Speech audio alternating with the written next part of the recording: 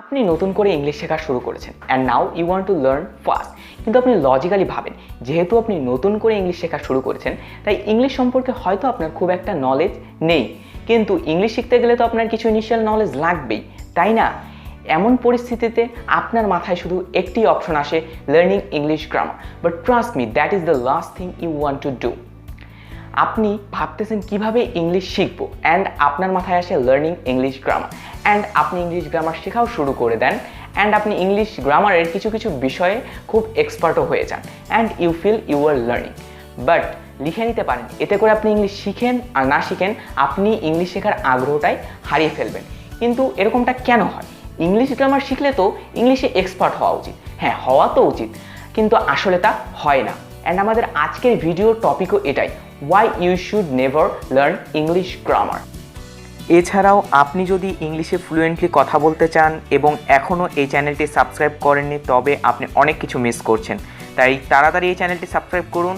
And now let's start. আমি আপনাদের কেন গ্রামার না শিখতে বলছি, সো এটা আমি আপনাদেরকে একটা এক্সাম্পলের মাধ্যমে বোঝাই, তাহলে আপনারা জিনিসটা আরও ভালোভাবে বুঝতে পারবেন।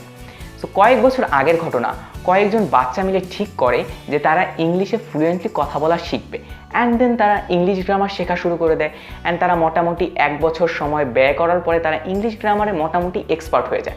অ্যান্ড আমি কিন্তু একটু আগে আপনাদেরকে বলেছিলাম নেভার লার্ন গ্রামার।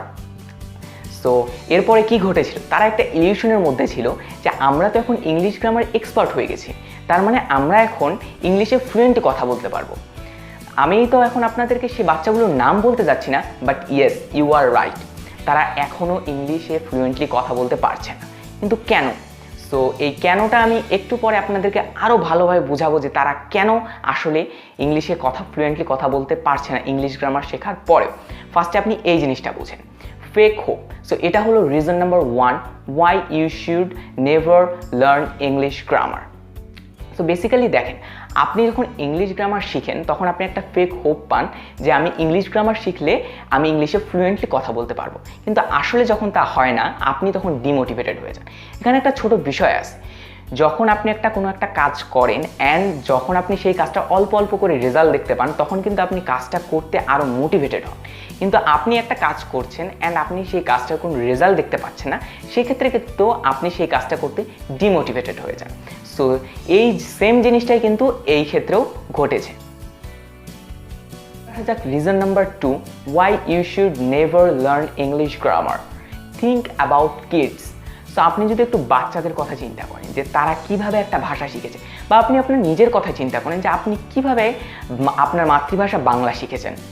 আপনি কি বাংলা ব্যাকরণ পড়ার পরে আপনি বাংলাতে কথা বলা শিখেছেন? অবশ্যই না, কিন্তু আপনি আপনার যে আশপাশের মানুষরা রয়েছে আপনি কিন্তু তাদেরকে ভালোভাবে অবজার্ভ করার পরে তাদের কথাগুলোকে শোনার পরে দেন আপনি যখন আরেকটু বড় হলেন তখন নিজে নিজে কথা বলার চেষ্টা করে কিন্তু আপনি বাংলা ভাষাটা শিখেছেন। সো তাহলে আপনি কিভাবে ভাবেন যে আপনি ইংলিশ গ্রামার পড়ে আসলে আপনি ইংলিশ গ্রামার শিখবেন? সো এতে আমি জানি যে অনেকেরই হয়তো বা মতভেদ থাকতে পারে, বাট আপনি জাস্ট নিজে এটাকে প্র্যাকটিক্যালি থিঙ্ক করেন যে একটা বাচ্চা কিভাবে শিখে। আপনি যদি বিদেশি কোনো নেটিভের সাথে কথা বলে থাকেন তাহলে আপনি যদি কখনো তাদেরকে বলেন যে what is future perfect tense, আপনি যদি এরকম কিছু বলেন দেন তারা জাস্ট রিয়াকশন দেবে এটা কি, তারা কখনো এটা শুনেনি। লাইক আমি যদি একটা এক্সাম্পল দিই, আপনাকে যদি এখন বলা হয় যে কাল কি বা এই ধরনের মানে বাংলা ব্যাকরণের জন্য খুব খুঁটিনাটি প্রশ্ন আপনাকে করা হয়, আপনি কিন্তু উত্তর দিতে পারবেন না, কারণ আপনি কিন্তু বাংলা ব্যাকরণ থেকে আসলে বাংলাটা শিখেননি। তাহলে আপনি কিভাবে আশা করেন যে আপনি ইংলিশ গ্রামার থেকে আপনি ইংলিশটা শিখতে পারবেন? সো এটাই হলো বিষয়। অ্যান্ড হ্যাঁ, আরেকটা জিনিস মনে রাখবেন, রিমেম্বার ওয়ান থিং, আপনি ইংলিশ ভাষাটা শিখছেন এটার কিন্তু মূল উদ্দেশ্য হলো আপনি যাতে এই ভাষাটা অন্য আরেকজন মানুষ অবধি ডেলিভার করতে পারেন। মানে আপনি ইংলিশে যা বলছেন সেটা যাতে আপনি যাকে বলছেন সে বুঝতে পারছে কিনা, এটাই মেন উদ্দেশ্য।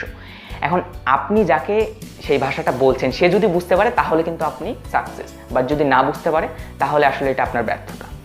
এখন আপনি যদি একটা জিনিস লক্ষ্য করে থাকেন যে আপনি যদি বিদেশে কখনো যেয়ে থাকেন বা যদি কখনো কোনো বিদেশিদের সাথে কথা বলে থাকেন, এখন লাইক আপনি যদি তাকে বলেন যে আই গো দেয়ার ইয়েস্টারডে, এখানে গ্রামাটিক্যাল ভুল আছে, এখানে ওয়েন্ট হতো, বাট তারা কিন্তু এটা ধরেই নিবে যে আপনি তাদের বলতে চাচ্ছেন যে আপনি সেখানে গতকালকে গিয়েছিলেন। আপনি এখানে প্রেজেন্ট টেন্সের ইউজ করছেন, বাট তারা কিন্তু আসলে আপনার সেন্টেন্স বলার ধরন দেখেই বুঝে যাবে যে আপনি আসলে পাস্টের ইঙ্গিত দিচ্ছেন তাদেরকে। সো এটা আসলে তারা ধরেই নেবে, অ্যান্ড এটা নিয়ে আপনার আসলেই কোনো হেজিটেট হওয়ার দরকার নেই। শুরুতে আপনার ভুল হবে, বাট যখন আপনি জিনিসটাতে ভালোভাবে পোক্ত হয়ে যাবেন তখন কিন্তু আপনি জিনিসটা ভালোভাবে বলতে পারবেন। তো আশা করি আপনারা এই জিনিসটা বুঝতে পেরেছেন। অ্যান্ড আপনি যদি ইংলিশ শেখার ফুল প্রসেসটা সম্পর্কে জানতে চান, বা একটা ভাষা কিভাবে শিখতে হয় ফুল একদম এ থেকে জেড অবধি স্টেপসগুলো জানতে চান, তাহলে আপনি আমাদের এই ভিডিওটিতে ক্লিক করুন এবং জেনে নিন কিভাবে আপনি ইংলিশে ফ্লুয়েন্টলি কথা বলার জার্নিটা শুরু করতে পারবেন। সবাই ভালো থাকবেন, সুস্থ থাকবেন। আল্লাহ হাফেজ।